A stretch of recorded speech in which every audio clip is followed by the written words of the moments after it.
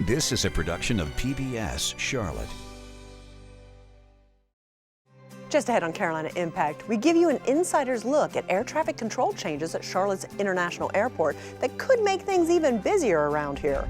Plus, our good friend Steve Crum joins us with a look at his newest documentary, exploring the impact of the African American soldiers during the Civil War. And we'll find out how area artists have temporarily taken over a tire store. Don't go anywhere. Carolina Impact starts right now.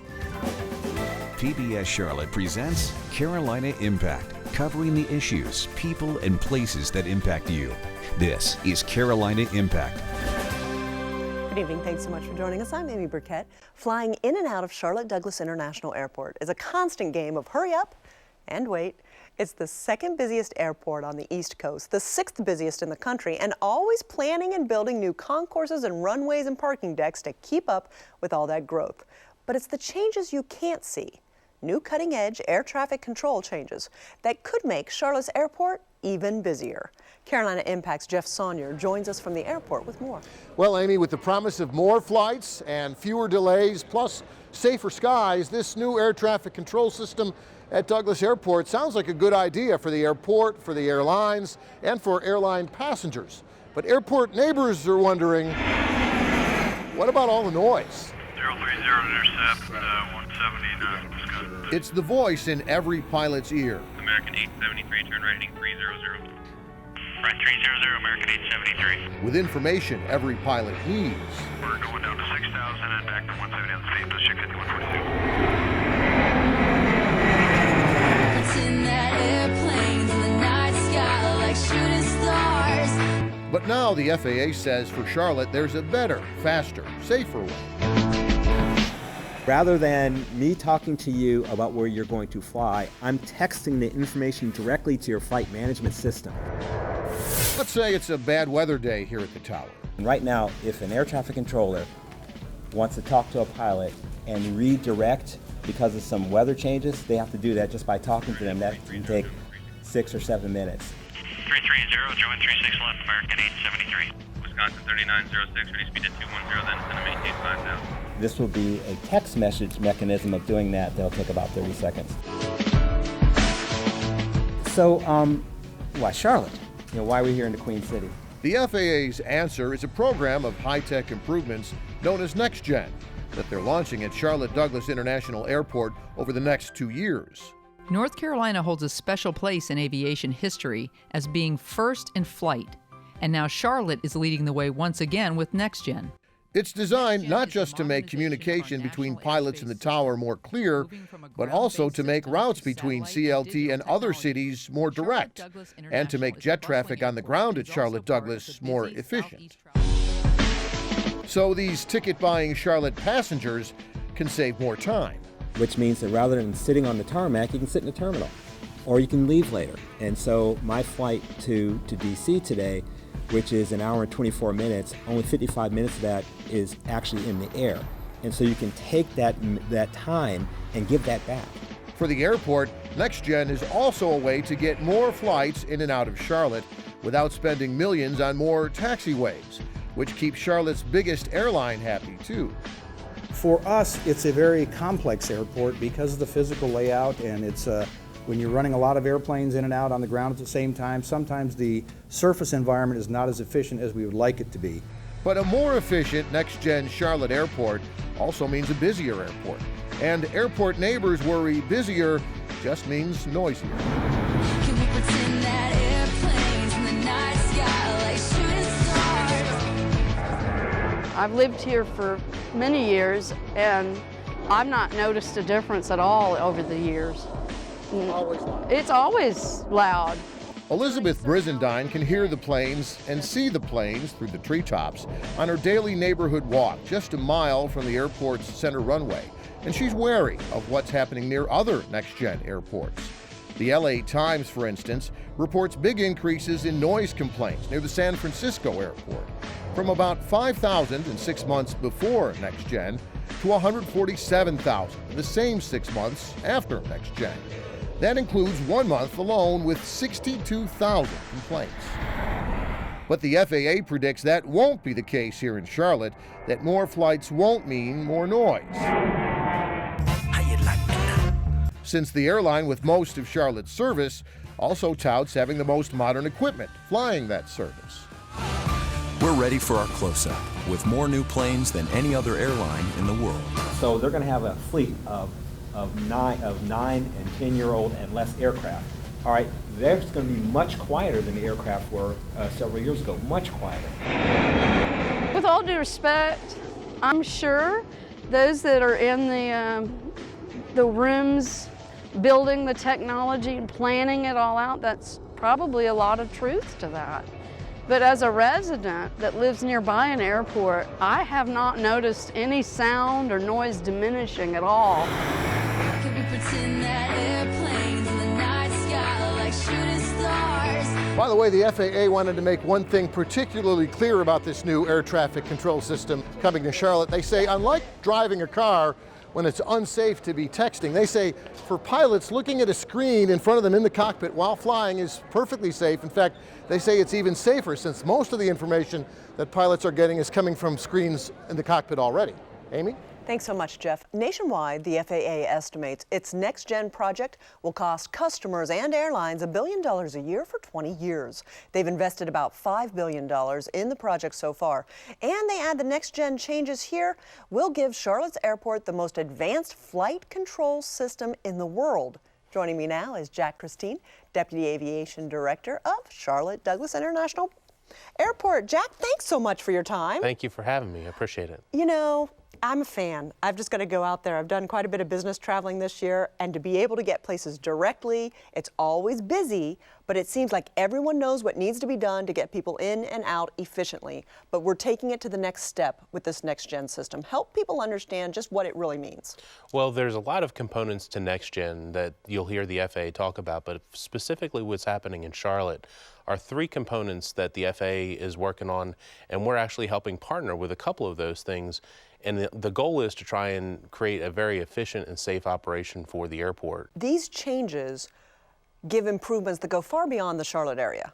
It does. The third component that they're working on is the one that impacts Charlotte Airport the most, which is a program that we're working with NASA and the FAA and American Airlines on to really provide a better flow for the aircraft, literally from the gate to the runway for departure. What we're trying to accomplish more takeoffs? It would ultimately allow us to do additional takeoffs, but really what we're trying to do is manage the congestion of the aircraft on our ramp closest to the building, because it may look like we're sitting on a very large airport, but when you put 100 airplanes on the ground at one time, it really makes it a challenge to try and navigate those aircraft while they're on the ground. So this program is going to allow NASA and the FAA to develop a system that will computerize a lot of the decision making for when the aircraft are pushed off the gate and actually leave to depart, so that it's more of a direct route, and we reduce fuel burn while the aircraft are sitting there waiting on the taxiway for takeoff. And this is the first time we're seeing advancement that's a little less obvious to the eye anyhow. It is. That's exactly right. This is more what I would call back of the house type of improvements, where the passenger may not directly see something that's happening in front of them, but what we hope that they will see over time is that the time it takes them to fly from, say, Charlotte to Philadelphia right now could be an hour and 45 minutes. We may be able to squeeze that to an hour and 30 minutes. And if you could do that, that helps passengers get to where they need to be a little bit quicker. Make those connections. And make those connections. That's exactly right. Jack Christine, Deputy Aviation Director at Charlotte Douglas International Airport. We appreciate your time, appreciate all the commitment to making our airport the best it can be. We appreciate being here. Thank you. Next up, in honor of Black History Month, we explore the impact African American soldiers had on the outcome of the Civil War. We're talking about the soldiers who made up the ranks of the U.S. Colored Troops, better known as the USCTs. Some were former slaves, others free men. WTVI PBS Charlotte is proud to share WBTV reporter and independent producer Steve Crump's newest documentary called Quiet Valor and Silent Strength, which examines the role these men played during the American conflict of the 1860s. Steve joins me now with more. Thanks, Amy. Some historians have estimated their numbers somewhere in the neighborhood of 200,000. They achieved many groundbreaking roles, not just in the U.S. Army, but also in the Navy. And we spent time with one group dedicated to keeping their memory alive. Charleston, South Carolina's harbor offers a timely and scenic backdrop. It is where reenactors and admirers of the USCT chartered a tour boat to a destination of meaning. On the way to an esteemed location of such cultural legacy, Joe McGill of the 54th Massachusetts Reenactors shares a reflective lesson linking history and heritage. There was Frederick Douglass who had a meeting with President Abraham Lincoln, and he stated to President Abraham Lincoln that trying to fight the battle without the black man is like trying to fight the battle with one arm tied behind your back. This group isn't heading to just any locale, but one of soul-searching introspection. Passing Fort Sumter, where the first shots of the Civil War were fired, evokes heartfelt curiosity. But coming into view across the channel is Morris Island. The soil here is where a number of fallen members of the 54th Massachusetts Volunteers took their last breaths. I'm still to this day amazed at how active and involved, black soldiers were in this particular area. Morris Island is home to Fort Wagner, and the very place that brought the story of the USCTs to life in the 1989 Oscar-winning film, Glory. Fort Wagner is a hugely important moment. I think it's now the one we know the most about because of the wonderful movie Glory. It's the image that comes to mind. Reenactors from the 54th are committed to never allowing the memory of those who fought at the stronghold of the Confederacy to fade away.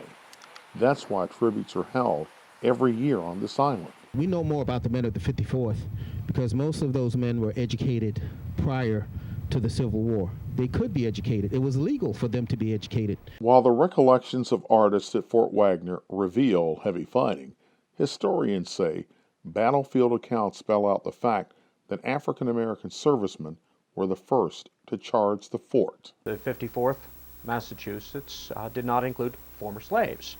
These were men who had grown up in freedom and were recruited in the North.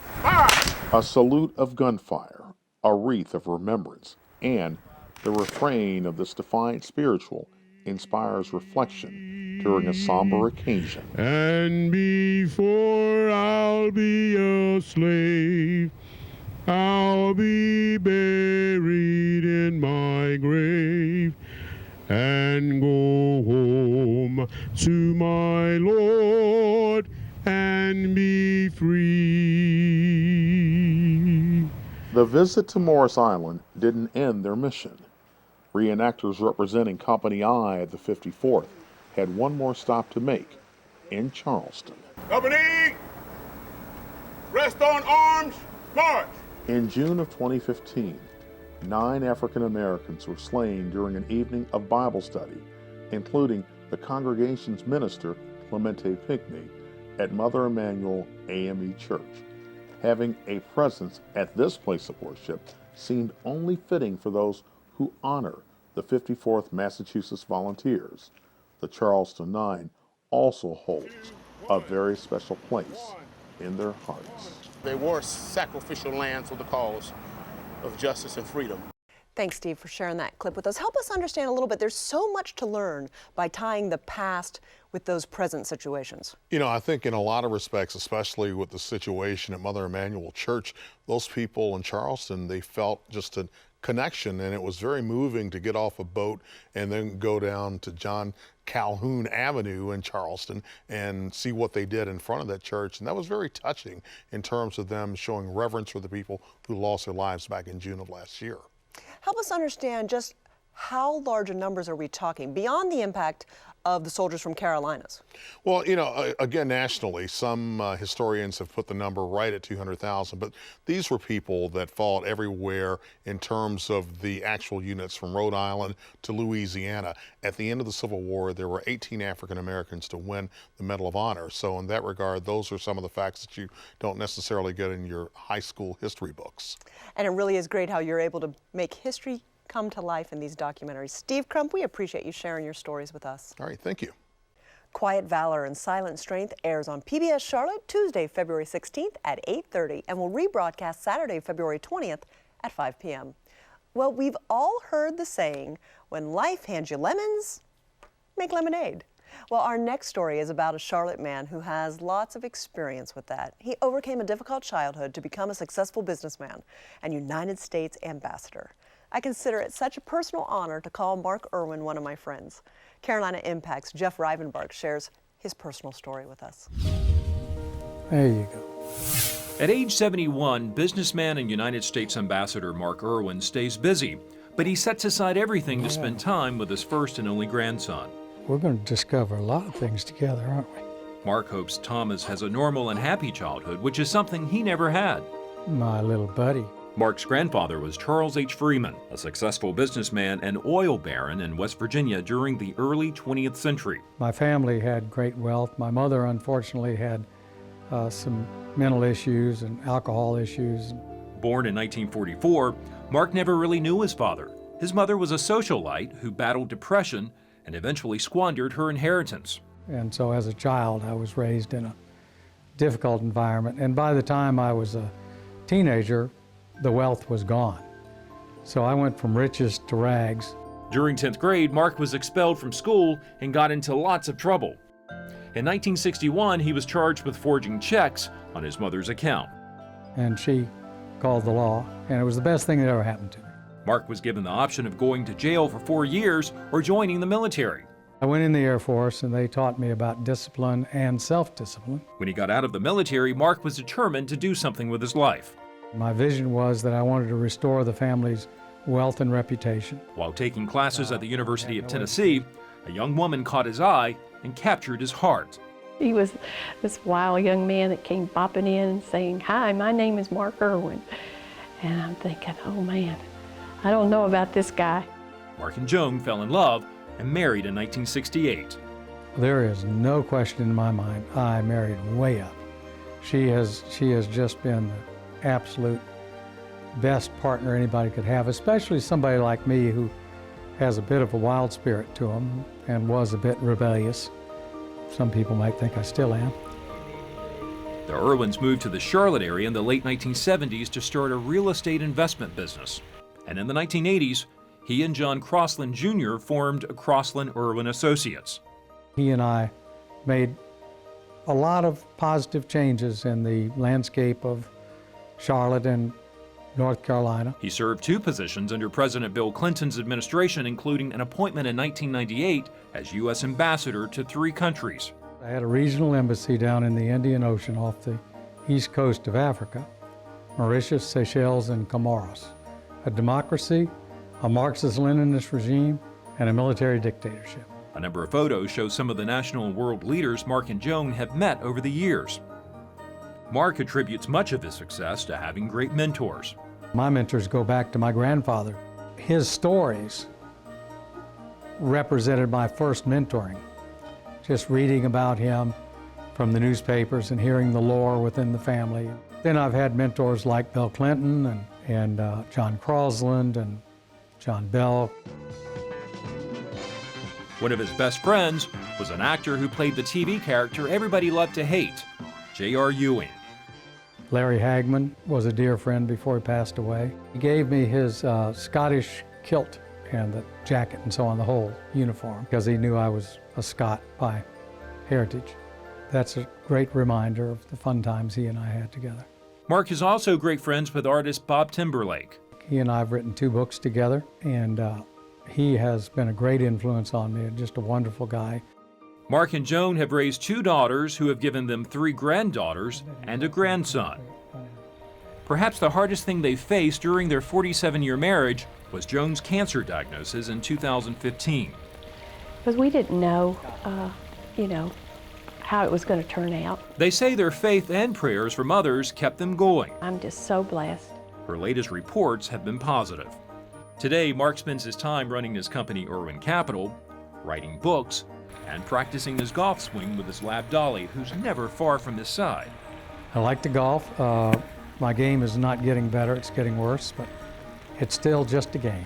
He says he never would have imagined that troubled teen who ended up in jail for forging checks would go on to become a successful businessman, serve on the boards of several companies and banks, and later represent the U.S. as an ambassador. I had a kind of a rough start in my life, but I was able to turn things around in my early years and get on the right path. By sharing the bad and good things that have happened in his life, Mark hopes to inspire others who are searching for the right path they should take. For Carolina Impact, I'm Jeff Rivenbark reporting. Thanks, Jeff. Ambassador Mark Irwin's newest book comes out in May and highlights successful people who went from struggle to great achievement and shares tips that can help you and I to do the same. Well, for 5 decades, the old Goodyear service building in Uptown across from the Charlotte Observer was a place you could get a new set of tires or an oil change, but it's slated for demolition to make room for a new high-rise. As Carolina Impact's Jason Terzis reports, local artists are giving the soon-to-be-demolished building one last hurrah. At the corner of Stonewall and Tryon, you'll find a rather unlikely art gallery. Most people remember this building as the Goodyear Automotive Center. It opened in 1959 and served customers for 55 years until finally closing up shop in December of 2014. Crescent Communities now owns the building, the land, and the rest of the block with the goal of transforming it into Uptown's newest hotspot. But with a significant gap between the time Goodyear moved out and bulldozers move in, Crescent decided it didn't want the building to just sit empty. One of the sort of ideas that came out of that planning process is we should have a series of events at the Goodyear building and really invite the broader community to come in and talk to us about what they felt Charlotte needed. That's when Amy Bagwell and Amy Herman, both instructors at Central Piedmont Community College, showed up to a small gathering. At that party, I gave a very, very short talk about what Charlotte creatives really needed and how maybe the developers, real estate agents, etc., who were in the room could help. After hearing proposals and discussing options, Crescent and its partners agreed to let artists take the building over, and they'd even help foot the bill. In addition to keeping the doors open, they agreed to supply 3 one-month paid artist residencies, with each artist getting $1,000 to spend however they'd like. The Artist in Residence project was officially born. When we first walked in the building, I fell in love with it immediately. I got attached to the building immediately. My granddad used to run a Goodyear service center. So it kind of was immediately I wanted to be a part of it. Since the project began last summer, all sorts of things have been created here, from pieces to live on somewhere else to ones that are now part of the building. Some artists have even used what was left over from Goodyear, from the 68-foot steel sculpture made of tire racks that burst through the wall to this bird-like creature on the back of the building made up of cut-up tires. And what would an old tire center be without a good old tire swing? This has been great because we are right smack uptown, in the middle of uptown, and artists, creatives don't get a chance to play in a building and put on showcases in a building that's, surrounded by skyscrapers. The artists totally exceeded all of our expectations. They made such a huge impact on this building, and throughout the course of the program, we've seen such an amazing community support that we were not expecting in any way. It's been incredible to have this access and to see this happen, and the artists have made just the most impressive work in such short time periods that it has borne out our promise that if artists are given space and money and time, they'll do cool things. A number of open houses gave them the ability to show off their creations. One of the things that was really interesting that I didn't anticipate was the broad array of folks that have come in. So it hasn't just been painters and sculptors. They've had performance artists, they've had musicians. I had an artist friend tell me the other day, I'm so happy y'all did this because I didn't think Charlotte would be up for something like this, and now I like it here more. But when the building comes down, so will the art. What started as a 3-month deal has lasted now more than 7 months, as delays in planning have allowed artists to continue creating. But in February, it's all set to end. Water, power, and heat are set to be shut off, and plans for the $300 million Tryon Place will move ahead. The project consists of an office tower, hotel, parking deck, retail space, restaurants, and a public plaza. And because of the success of the Skyline Artist Project, developers want to make sure to incorporate artistic elements. How do we activate the space with art and creativity? And that's a part of what what will be a part of that master plan is bringing some of those elements back into the plaza once the buildings are built. Now that the Skyline Project is ending, artists are thankful for the opportunity, sad to see it go, and know what's ahead. and to watch it go down in a ball of flames is, yeah, it's going to be an interesting experience. So it will be sad to see it go, but our hope is that we're going to move this project forward into some other location, and that the energy behind the project, the thing that we really don't want to lose, won't be lost. It needs to happen again. So much energy came in and through and out of this project. The Skyline artists say they would jump at the chance to use another vacated building, but would love to see something permanent for Charlotte's art scene. For Carolina Impact, I'm Jason Terzis reporting. Thanks so much, Jason. Well, before we go, I want to remind you about two things. Our third annual PBS Charlotte Community Give Back Contest ends this week. Head to our website for all the details to find out how your favorite small nonprofit could win $10,000 in free exposure right here on PBS Charlotte. Now, the deadline for submission is Friday, February 12th. We'll spotlight the 3 finalists right here on Carolina Impact in the spring, and you'll pick the winner by voting online. Also, our third annual STEM Awards will be May 5th, but we need your students and teachers to enter. We'll host a ceremony at Central Piedmont Community College to recognize the excellent work of 6th through 12th graders across our 13-county region. Terrific teens and teachers in 13 different science, technology, engineering, and math categories will be recognized. Teens, this is good stuff to put on your college applications. The deadline to enter is March 14th. But to quote my favorite Thomas Jefferson line, why put off till tomorrow what you can do today? You'll find all the details on our homepage at pbscharlotte.org. Well, that does it for us this week. Thanks so much for joining us. We appreciate your time, and we hope to see you back here again next time on Carolina Impact. Good night, my friends.